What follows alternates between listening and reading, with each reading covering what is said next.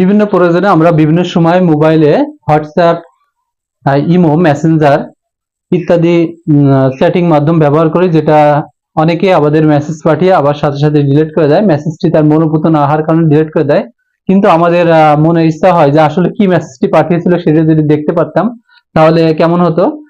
তাহলে চলুন চলে যাই মেন ভিডিওতে, দেখি কিভাবে এই কাজটি করা যায়। আর যারা আমার আইডিতে নতুন আছেন তারা অবশ্যই ফলো দিয়ে রাখবেন এবং চ্যানেল থেকে দেখলে অবশ্যই সাবস্ক্রাইব করে রাখবেন। পরবর্তী ভিডিও পরবর্তী অংশ কন্টিনিউ করুন। প্রথমে চলে আসুন আপনার মোবাইলে এবং সেখান থেকে আপনি যে গুগল প্লে স্টোর আছে সেই গুগল প্লে স্টোরের উপর একটি ক্লিক দেন, রেড মার্ক দিয়ে দেখিয়ে দিলাম। এটিতে ক্লিক দিলে আপনি এর সার্চ অপশন পেয়ে যাবেন। সেখান থেকে লিখে দেবেন no blue tick no last read. এই এই এই অ্যাপ্লিকেশনটি আপনার ইনস্টল দিতে হবে। এটি ভালো করে দেখে নিন, তাহলে এই অ্যাপ্লিকেশনটি ইনস্টল দিতে হবে।